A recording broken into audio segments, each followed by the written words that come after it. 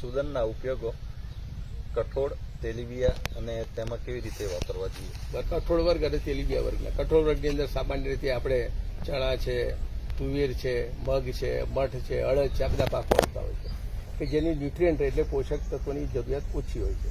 તેલીબિયા વર્ગની અંદર મગફળી છે, રાયડો છે, કપાસ છે, આ બધા પાકો આવતા હોય છે.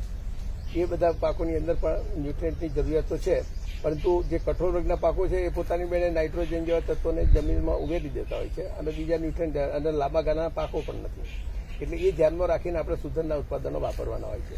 તો સામાન્ય રીતે કઠોળ વર્ગના પાકોમાં વીઘે એક થેલી એટલે કે 25 થી 50 કિલોગ્રામ વિશેષમાં વિશેષ આપણે પ્રોમનો ઉપયોગ કરી શકીએ, જે પાયાના ખાતર તરીકે જમીનમાં ભેળવી નાખવાના હોય છે.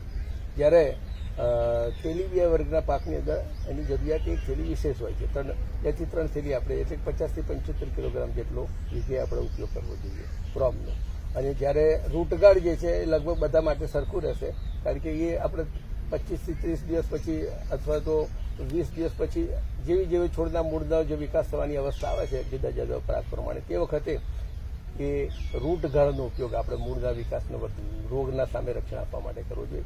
એ પણ 5 લીટરનું જે પેકિંગ છે એ 1 વીઘા માટે પૂરતું થઈ જાય છે, કારણ કે 500 મિલીલીટર એક પંપમાં 10 લીટરમાં ઓગાળીને આપણે રેલાવીને ડ્રેન્ચિંગથી આપી શકીએ છીએ અને એના લીધે આપણને મૂળ સારા વિકાસ પામે છે. અને ત્રીજું જે ઉત્પાદન છે MRL જે છે એ પણ આપણે બંને વર્ગના પાકોમાં વાપરી શકીએ છીએ, કારણ કે જે સૂક્ષ્મ તત્વોની પૂર્તિ કરે છે. આપણા એરિયાની જે જમીનો છે એમાં સૂક્ષ્મ તત્વોની ખામી છે, એટલે એ પણ તમે 20 થી 25 દિવસથી એક છંટકાવ કરી શકીએ છીએ. કઠોળ વર્ગમાં એક છંટકાવથી ચાલી જાય છે, એટલે 1 વીઘે 1 લીટર પૂરતું થઈ જાય છે. પરંતુ તેલીબિયા વર્ગના પાકોમાં આપણે 2 છંટકાવ કરીએ તો બીજો 15 થી 20 દિવસ પછી એક છંટકાવ કરી શકીએ, એટલે 50-55 દિવસમાં બંને છંટકાવ પૂરા કરવા જોઈએ અને એ રીતે 1 થી 2 લીટરની જરૂરિયાત રહેતી હોય. તો આમ સમગ્ર રીતે જોવા જઈએ તો આપણે પ્રોમ છે, રૂટગાર્ડ છે અને MRL છે, એટલે માઇક્રોન્યુટ્રન ત્રણેયનો ઉપયોગ કરવાથી ખેડૂતોને લગભગ 20% જેટલું ઉત્પાદનમાં વધારો મળે છે.